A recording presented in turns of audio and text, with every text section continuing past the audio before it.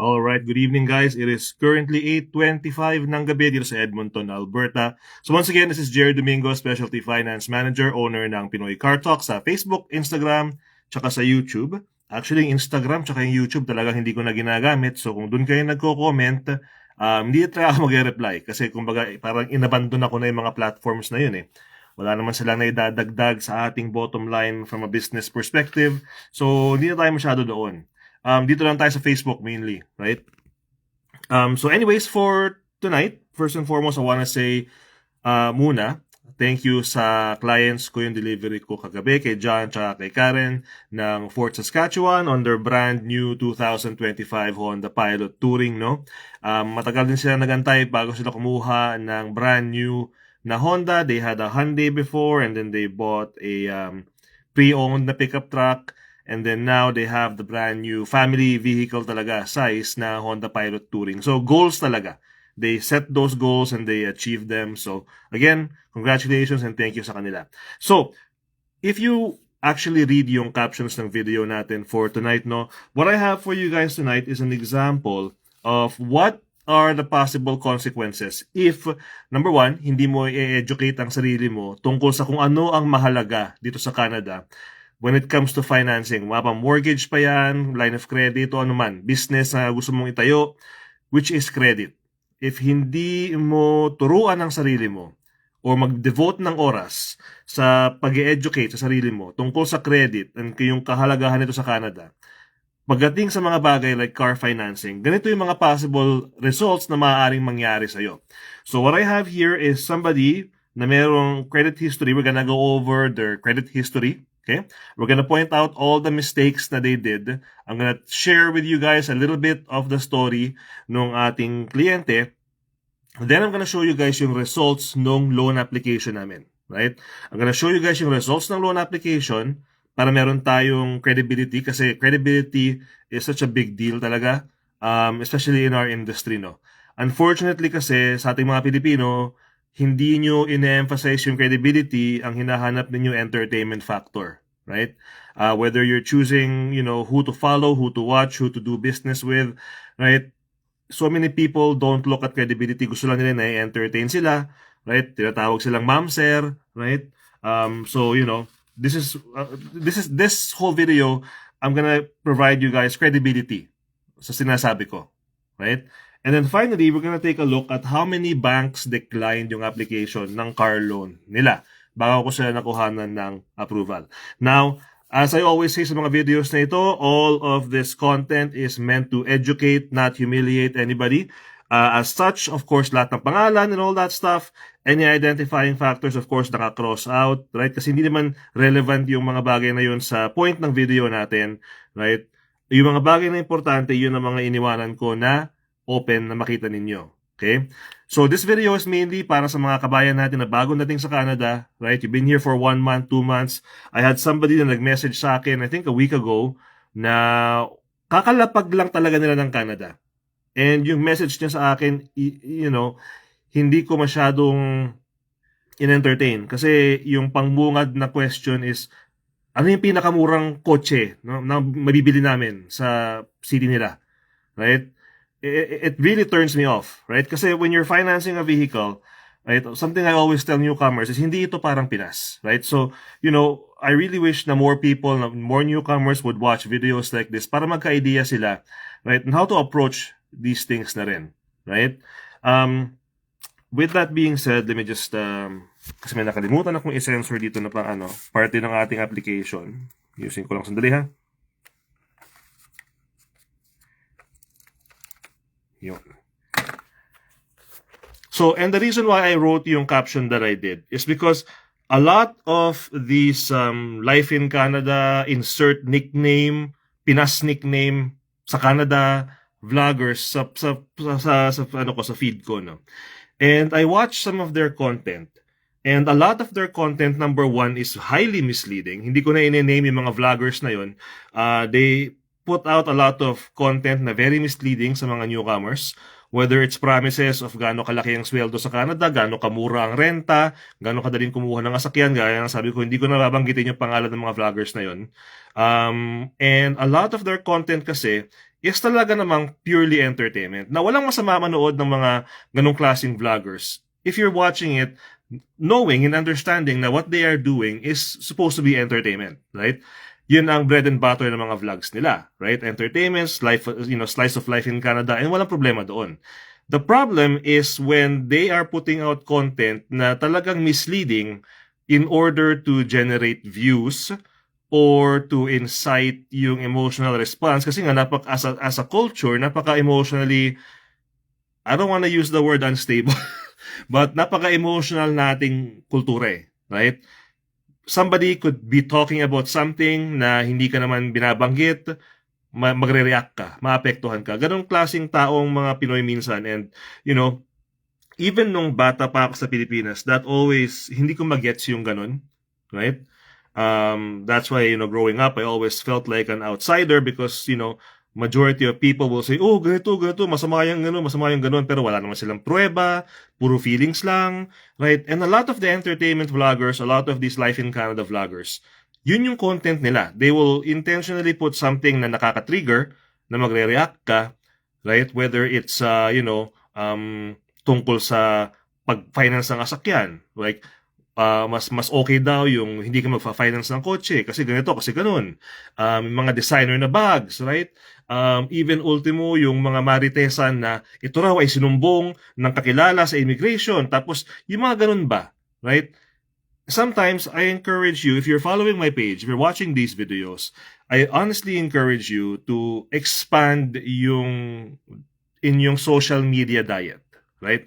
Wag lang lagi yung sa mga maritesan, wag lang lagi sa mga saklolo na mga content ba, para mga Tulfo style na mga vlogs na pinapanood ninyo, right? Walang masama sa entertainment vlogs, right? That's their thing, racket nila yan. But at the same time, for you as the viewer, lagyan mo rin ng konting education, right?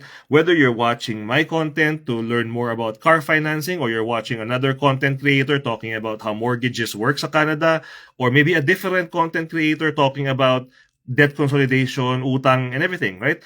Lagyan mo ng ganun yung social media diet mo. Hindi yung parating yung mga sumasayaw sa TikTok, puro bembang yung mga post nila, o yun nga, yung mga maritesan na mga vlogs na ganun. So, kailangan talaga, especially pag nandito ka na sa Canada, no? Kailangan mag-level up na rin yung pag-iisip mo, I mean, may mga tao talaga that they choose to stay sa tinatawag kong room temperature IQ, right? And even though they could do so much more, they could think better, they can open up their mind, pero dahil kampante na nga sila, so kung ano yung kinasanayan nila sa Pinas, dinadala nila dito. And hindi yun nakakatulong. Especially if they are refusing to listen to advice, they are refusing to learn how things are done here, they're not listening sa mga katulad ko na matagal na dito kasi nayayabangan sila, kasi raw sila bago pa, tapos kami matagal na dito. Yung mga ganun ba? Wag pa natin ganun content na pinapanood ninyo. Yun lang naman ang sa akin. Okay? Now, let's take a look sa credit ng ating aplikante dito.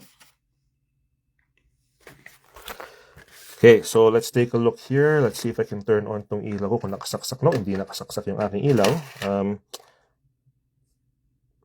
So, we have, let's say, applicant number 455 8683, okay? So, si 8683, dumating siya ng Canada ng 2023. Okay, 2023 siya dumating ng Canada, 2025, so 2 years pa lang. Okay? Now, available credit ni 8683 is 84%. So, it's over 50%. So, maganda naman talaga yun. So, para sa mga, nag-a-ask tungkol dito, kasi whenever I review a client's credit, I always mention, right, yung percentage ng available credit nila. The higher yung number, pag mas mataas tong number na to, mas maganda kang tignan sa mata ng mga bangko as a loan borrower. Okay? Kasi yung available credit mo, right, yung capacity mo para mangutang, mas mataas, right? Kung ang number ng available credit mo mababa, 50%, 40%, 30%, that tells yung mga bangko at mga lenders na hindi ka financially, I don't want to use the word responsible, but financially, you're not quite there. Medyo hirap ka sa mga utang mo, marami ka masyadong financial responsibilities. Mga ganun ba? Okay? Now, the other thing, titignan ng mga bangko, yung mga hina-highlight ko, yan yung mga bagay na tinitignan ng mga bangko kapag kayo ay nag-a-apply ng car loan. when was your credit opened, how long it's been open, available credit mo, okay? And then yung credit score. So gaya na binanggit ko sa inyo, may nag-message sa akin na taga Manitoba no isang araw na nagrereklamo na feeling niya, deserve niya ng pick-up truck, and pinagmamalaki niya sa akin na yung score niya na 650 ay mataas na raw. Okay naman daw yun. Nagkatrabaho naman daw siya ng full-time. Right? Mali yung ganong klaseng mindset. Again, that is Pinas mindset na walang lugar dito sa Canada. Okay? Any credit score, right? If we're talking strictly about score, and I will tell you that, try kong Tagalogin, okay? Sabihin ko sa inyo ngayon pa lang, ang pagkuha ng sasakyan, pag-finance ng sasakyan, hindi lang yan base sa credit score mo. Ang credit score na mas mababa ng 700, yan ay hindi maganda. So kung ang credit score mo ay 685, 645, 650, 680, wala kang pwedeng pagmalaki. No offense. Okay?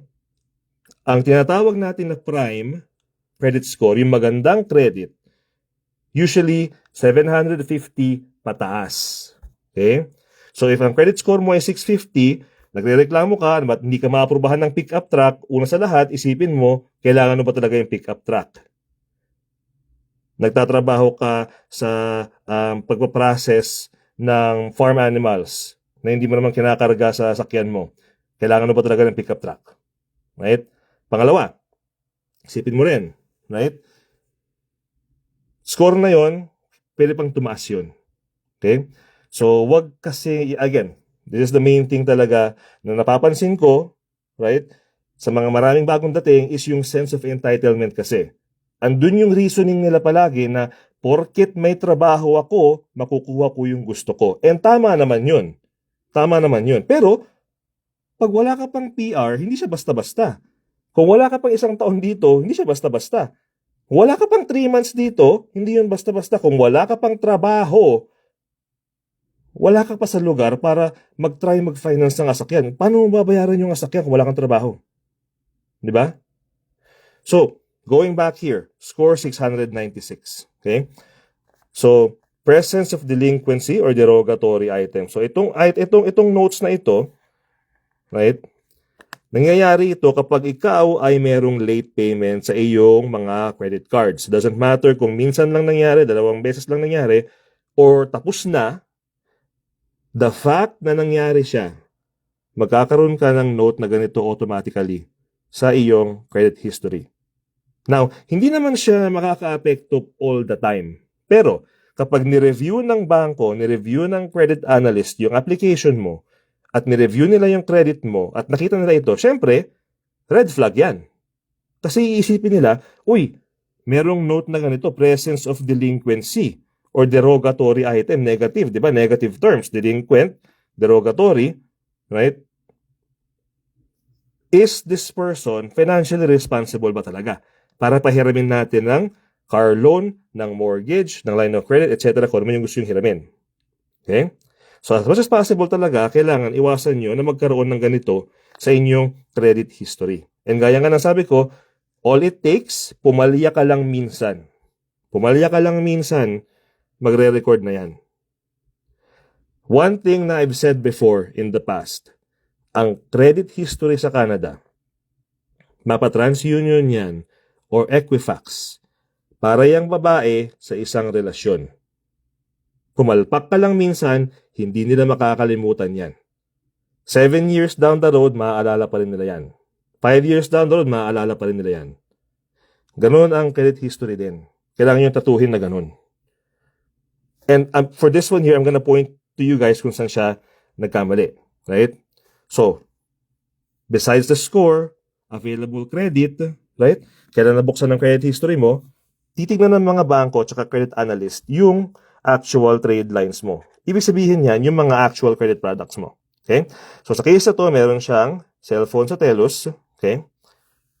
Titignan nila kung gaano nakatagal bukas yun. So, ito, 32 months. Sa inyong credit history, whether it's TransUnion or Equifax, yung 30, 60, 90, 30 days, 60 days, 90 days. Okay? If ever malate ka ng payment ng 30 days, magkakaroon ka ng strike dito. Pag na-late ka ng 60 days, magkakaroon ka ng strike dito. Pag nagkaroon ka ng strike dito, dyan nangyayari yung ganyan. Okay? So, meron siyang Fairstone Financial. So, one good thing na ginagawa ng ating kliyente dito is 4,000 yung limit niya sa Fairstone. Ang balanse niya 400 lang. Wala pang 50% nung limit yung balance. So, those are considered healthy credit practices. Okay? Wala siyang past due payments. Wala siyang late payments. Pero yun nga lang, 9 months pa lang bukas yung account. Very, very young pa. Right?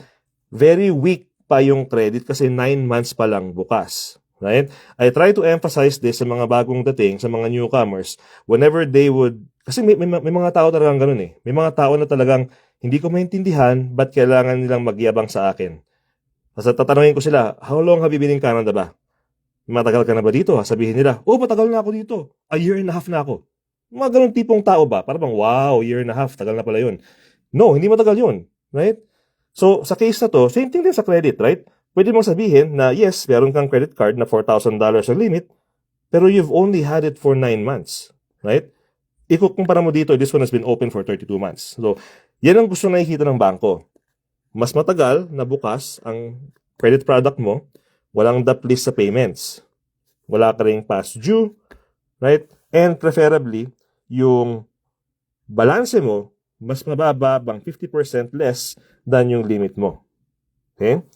So, let's take a look sa other accounts na meron siyang isa na Bell naman. So, same thing, kita nyo. Wala siyang due, wala siyang past due, wala siyang late payments, pero 8 months pa lang bukas. Right? Very, very young pa yung kanyang trade lines. Okay?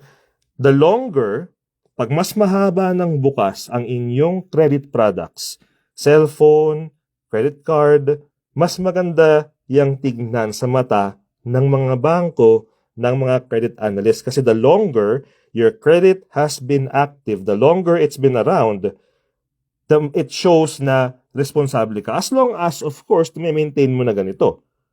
Right? So, meron nagtanong sa akin kanina, na bagong follower ng page, bago kong kliyente, right? Sabi niya sa akin, kuya, pag nag-open ba ako ng credit card, tataas kagad yung credit score ko. And sabi ko sa kanya, no.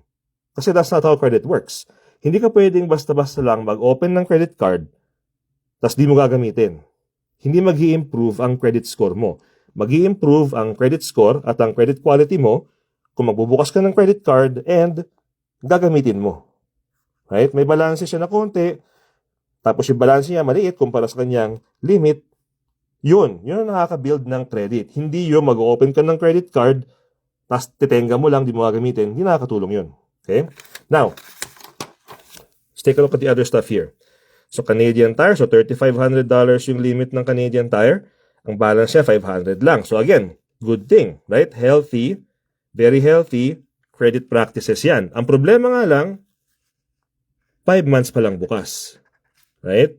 Now, ito na. So, Walmart na card, 1,000 yung limit, walang balanse, pero, tingnan nyo, na-late siya minsan by 30 days sa payments niya, na-late siya minsan by 60 days sa payments niya. So, even though 26 months nang bukas yung credit card na yun, maganda sana, dahil meron siyang DAP list sa payments niya, na-late siya by 30 days at na-late siya by 60 days, diyan nangyayari yung ganyang note sa inyong credit. Presence of delinquency or derogatory item. Kasi if you are late by 30, 60, 90 days, that is considered delinquency, that is considered derogatory. Okay? And gaya nga ng sabi ko, minsan lang mangyari yan. O sa case, 2 beses lang mangyari. Apektado na yung credit history mo. Hindi basta-basta nakakalimot ang credit reporting agencies. Normally, mawawala yan after 5 to 7 years. Remember, parang sabi ko kanya, di ba? Ang credit history sa Canada, Equifax sa TransUnion, para yung babae sa isang relasyon. Matagal yan bago makalimot ng kapalpakan mo. Sa case na to, it would take usually, again, sabi ko nga, between 5 to 7 years since mangyari ito bago siya mawala sa credit history ng ating aplikante. Okay? So take a look at the other account, President's Choice na MasterCard. 5,000 yung limit, yung balance niya 1,600, So, again, maganda. Right? Yung balance niya, wala pang 50% ng credit limit. Months in rotation, 19 months ng bukas. So again, ito yung mga bagay na gusto nakikita ng mga bangko. Right? And then finally, yung RBC Visa, na 7,500 ang limit, ang balance 800 lang. Right? And 30 months ng bukas. Diba? Now, ito na. Ito na yung ayaw na naririnig, nakikita ng mga tao na mahilig sa palengke style. Yang ginagawa ninyo na inquire dito, inquire doon, palengke dito, palengke doon.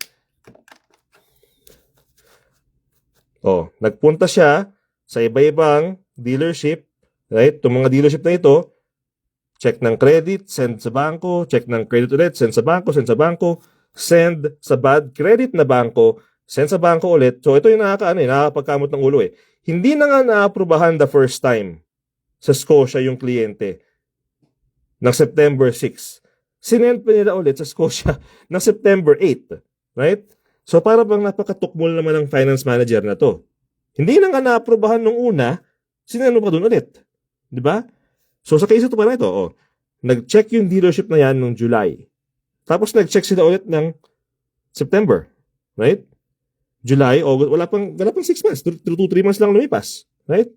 So, yang kada inquire ninyo, yang kada tanong-tanong ninyo, inquire lang po, penge po quote. Right? Yan pamamalengke mindset kasi. Right? Dito sa Canada, newcomers, meron tayong credit reporting agency. Ito yun, no? Ito yun. TransUnion tsaka Equifax. Ito yun. If bigay ka ng information mo sa bawat dealership na pupuntahan mo, sa bawat dealership na pagdadalhan sa'yo ng tropa-tropa mo, masisira ang credit mo sa bawat check nila, sa bawat send nila ng application mo. Ikaw naman na parang tanga, puro ka naman isip na, oy, baka may good deal, baka may libreng payong. Right? Kasi ginagawa kasing palengke mindset. Walang masama na mag-shop around, walang masama na magtingin-tingin ng presyo. But if you're financing yung vehicle, you have to remember, doesn't matter, ang basehan ng desisyon when you're financing a car sa Canada is your credit history. Now, kung sabihin natin cash buyer ka, mayaman ka, meron ka talagang $40, $50, $60, $70,000 in the bank na ma-access mo anytime, bibili ka ng sasakyan. Then, by all means, may karapatan kang mamalengke kasi hindi kinakailangan i-check ang credit mo. Kasi bibilihin mo ng cash, di ba? So kahit lahat ng dealership pa sa buong Alberta puntahan mo, kung cash buyer ka, walang negative na impact yun sa'yo. Kasi hindi ka magfa-finance, bibili mo ng cash. Pero if you are, like majority of us, myself included, na kinakailangan mag-finance ng sasakyan, and again, ulitin ko na lang para sa mga newcomers, hindi nakakahiya sa Canada ang mangutang, hindi nakakahiya sa Canada ang mag-finance. Huwag kasi kayong pakikinig palagi sa mga financial vloggers na base sa Pinas na tinatawanan, kinakahiya, yung mga pinapahiya nila, yung mga taong nagfa-finance ng kotse, nagfa-finance ng cellphone. Hindi yun applicable sa mundong ginagalawan natin dito sa Canada. Sa Pinas, sure, bayaan mo sila. Nasa Pilipinas sila. Iba ang Pilipinas sa Canada. Huwag mong dalihin yung galawan mo sa Pinas dito. Kung nanonood ka palagi ng mga vloggers, ng mga financial advisors na based sa Pinas, na pinapahiya, tinatawanan yung mga taong nagfa-finance ng kotse, right? Or nagyayabang na, binili ko yung kotse ko ng cash, huwag mong hayaan na makapekto yun sa buhay mo dito kasi wala sila sa Canada. The fact na nandito ka sa Canada at sila ay na-stuck sa Pilipinas, panalo ka na. Talo mo na sila. Doon pa lang. So hindi ko alam bakit kayo nakikinig palagi sa mga financial advisors na gano'n. Ang dami ko nakikitang vlogs na gano'n. Itong cellphone ko, binili ko ng cash. Putang ina, pakialam namin. Right? Nasa Pinas ka, nasa Canada kami. Ibang mundo ginagalawan namin dito. Ibang mundo ginagalawan mo dyan. Problema kasi nga sa inyo, hindi inyo kayang i-differentiate. Yes, pare-parehas tayong Pilipino, but Pilipino tayo sa Canada.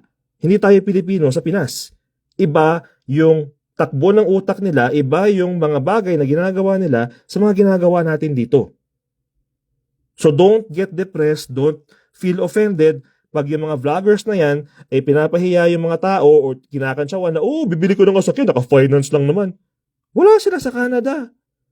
Hayaan mo silang mabulok sa Pilipinas. Andito ka, di ba? Panalo ka na, andito ka eh. So bakit mo sila kailangan pakinggan?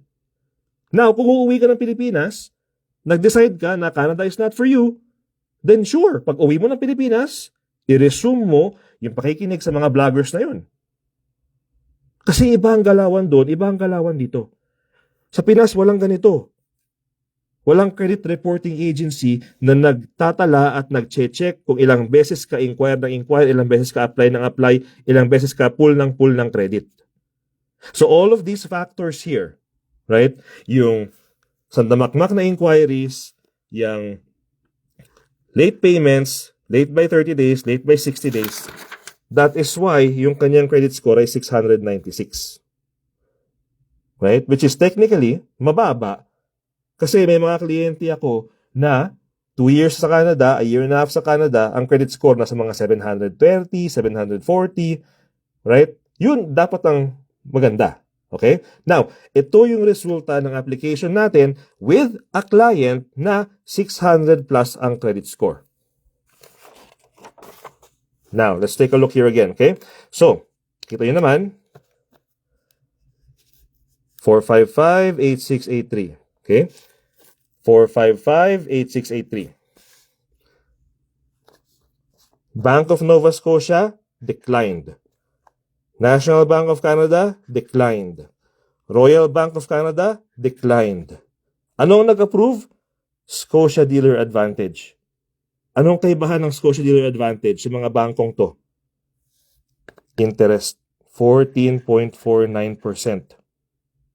Trinay natin na maaprubahan siya ng loan sa RBC na 7.9 which is yung prime interest rate, decline.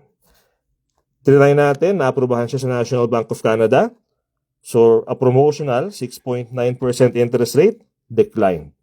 Scotiabank, trinay natin na maaprubahan siya at the prime interest rate na 7.9, declined. Dahil nga, yung credit quality niya, all the factors na binanggit ko sa video na ito, naka-apekto yon sa pagdesisyon ng bangko. Right? So, ano nangyari ngayon? With a credit score of 696, presence of delinquency or derogatory item, right? 2 years old pa lang ang credit, anong binigay ng bangko na interest rate? 14.49%. Doble. So, ito yung outcome na posibleng mag-aantay sa'yo kung ikaw ay pabaya sa iyong credit history.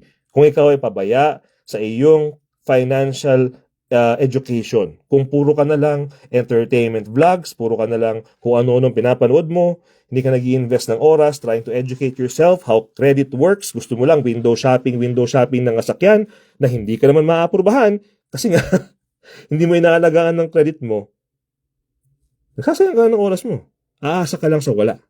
This is also the reason why, para sa mga bagong clients ko na nag-message sa akin, ito yung dahilan kaya inuuna ko palagi ang credit pre-approval. Inuuna ko yung credit review, inuuna ko yung loan pre-approval. Kasi pwede tayong mag-usap, magkwentuhan tungkol sa brand new na CRV, brand new na sasakyan, brand new this, brand new that. Pero kung ang credit score mo ay 650, o sa case ito, 696 nga lang eh, and walang bangko na mag-a-approve sa'yo, at the end of the day, saan napunta yung usapan natin? Gusto mo lang nakakwentuhan. Malungkot ka sa Canada, gusto mo lang nakakwentuhan. Yun. Naghahanap ka ng friends. Eh ako, results-driven ako. If kakwentuhan ang gusto mo, hindi ako yun. Right? If gusto mo makapag-finance ng asakyan, tuturuan kita. Tuturuan kita. Pero wag mo akong pangunahan. Right?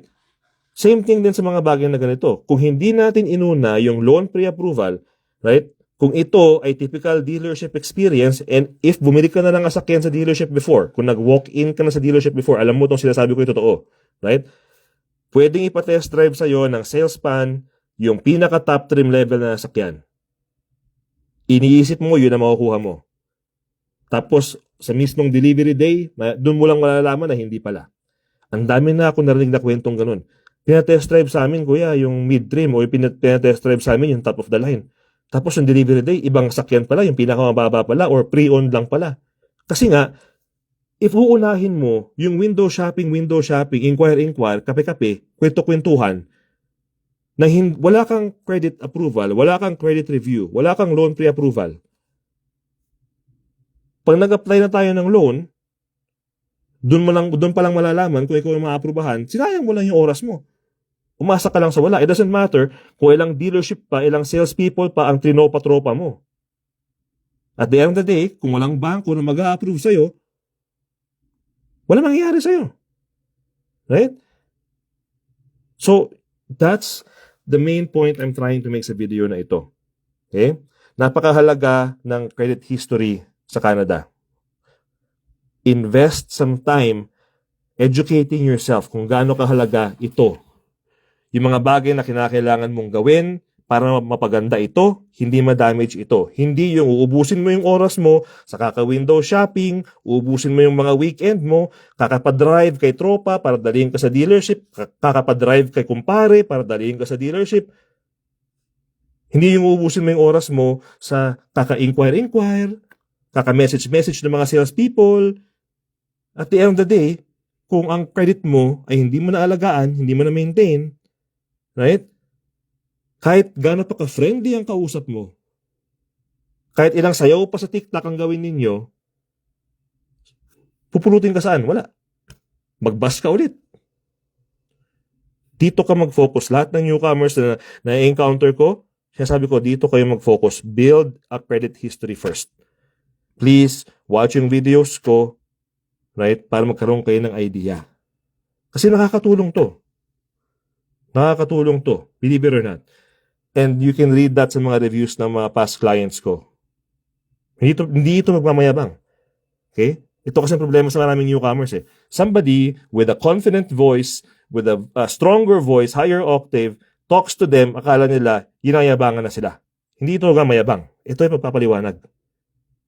Ine-explain ko lang sa inyo para matuto kayo. And I am providing examples para meron kayong basihan na hindi ito gawa-gawa, hindi ito sales talk, hindi ito content lang. Lahat po ng sinasabi ko sa mga videos ko, palaging may basihan. So sana meron kayong natutunan sa video natin na ito. I'm gonna finish up here na may biyahe pa tayo bukas ng madaling araw sa Valley View. Kasi from Valley View, mag-take lang ako ng bus after ng delivery. Mag-bus na ako pabalik ng Edmonton. So I have to get some sleep. Medyo kulang pa tayo sa tulog. So hopefully meron kayong natutunan sa video natin na ito. Alagaan po ninyo ang inyong credit history. Panoorin niyo yung mga videos ko talking about how to start, how to maintain the credit history, and yun nga, bawas-bawasan sa inyong social media diet, yung puro na lang entertainment vlogs, Life in Canada vlogs, Tropa in Canada vlogs, lagyan nyo rin ng educational content sa buhay ninyo.